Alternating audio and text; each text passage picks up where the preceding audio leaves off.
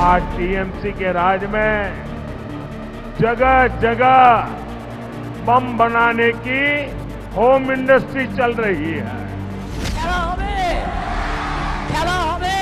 OBC reservation থেকে মুসলিমদের বাদ দিতে হবে, আমি তাদের রায় মানি না, আমি মানব না।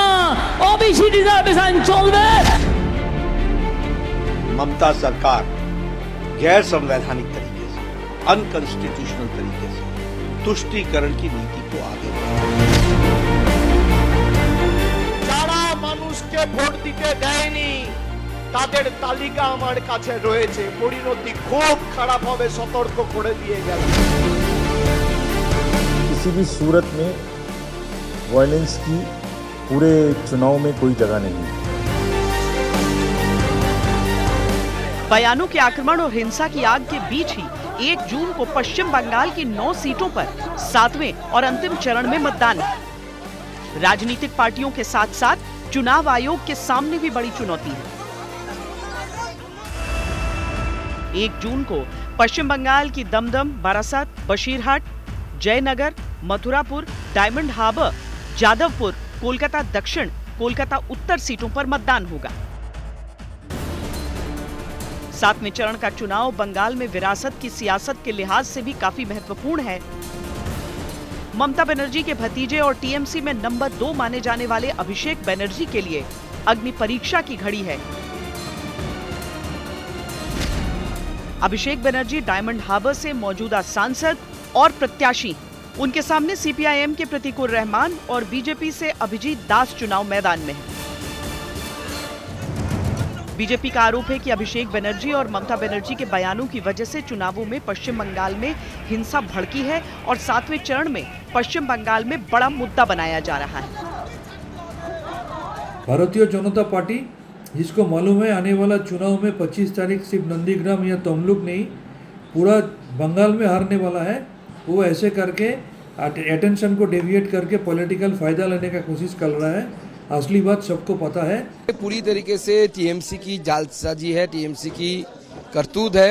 वो चाहते हैं कि बंगाल में नंदीग्राम में तमलुक में भय का वातावरण बना रहे, जिससे जो वोटर्स है वो वोटर्स देने के लिए नहीं निकले। इससे टीएमसी को लाभ होगा, इसके लिए कोशिश है। पश्चिम बंगाल का चुनावी इतिहास हमेशा से रक्त रंजित रहा है, इसीलिए पश्चिम बंगाल में चुनाव को 7 चरणों में बांटा गया। लेकिन छठे चरण से पहले ही नंदीग्राम में बीजेपी कार्यकर्ता की मौत पर हिंसा शुरू हो गई। पश्चिम बंगाल में जब भी चुनाव आते हैं वहां बम बंदूक के धमाके शुरू हो जाते हैं। बैलेट के ऊपर बम और बंदूकें और बुलेट भारी पड़ती नजर आती है और महिलाओं के प्रति हिंसा, अत्याचार ये ममता जी के राज में खुलकर देखने को मिल रहा है। चुनाव आयोग की निगरानी में और केंद्रीय बल की उपस्थिति में अगर इस तरीके की खून खराबा होते रहे बंगाल में, तो जब ये नहीं रहेगी बंगाल में तो क्या होने वाला है, ये सोचकर मैं बड़ा शंकित हूँ। कानून व्यवस्था की बिगड़ती स्थिति के साथ साथ कलकत्ता हाईकोर्ट के एक फैसले से ममता बनर्जी के माथे पर बल पड़ गए। हाईकोर्ट ने ममता सरकार के एक 12 साल पुराने निर्णय को असंवैधानिक करार दिया। ममता बनर्जी ने 2011 में मुस्लिम समुदाय की कई जातियों को ओबीसी कोटे में शामिल कर दिया था। राज्य सरकार के इस कानून को 2012 में अदालत में चुनौती दी गई थी। अब कलकत्ता हाईकोर्ट ने कहा है कि मार्च 2010 से मई 2012 के बीच जिन 42 वर्गों को ओबीसी में जोड़ा गया था वो अवैध है।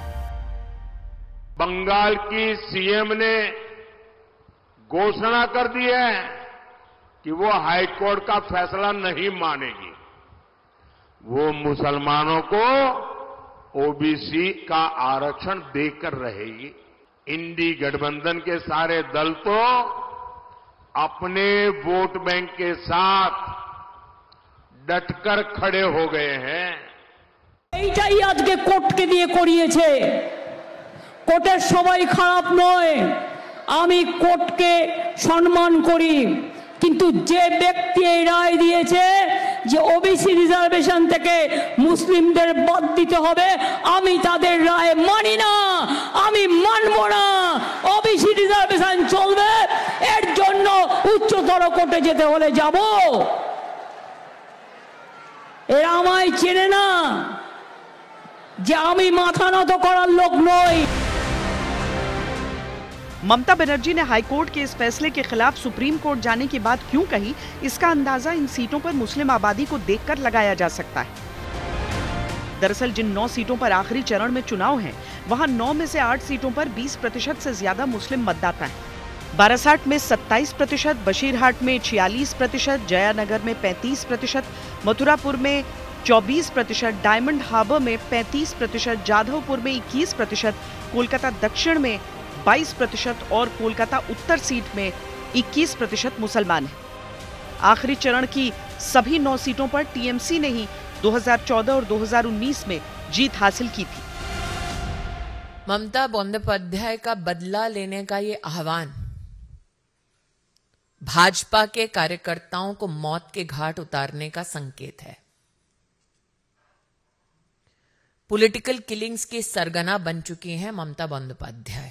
नंदीग्राम 1 नम्बर ब्लॉके सोनाचूड़ा, हरिपुर, गोकुलनगर, भेकुटिया और 2 नम्बर ब्लॉके बिरुलिया, बयाल 1, बयाल 2 যারা মানুষকে ভোট দিতে দেয়নি তাদের তালিকা আমার কাছে রয়েছে। পরিণতি খুব খারাপ হবে, সতর্ক করে দিয়ে গেলাম। 2019 के चुनावी प्रदर्शन के बाद मुख्य मुकाबला बीजेपी और टीएमसी के बीच ही बंगाल में बताया जा रहा है। बीजेपी पश्चिम बंगाल में नंबर 2 की पोजीशन पर रही, लिहाजा लड़ाई वर्चस्व की भी है।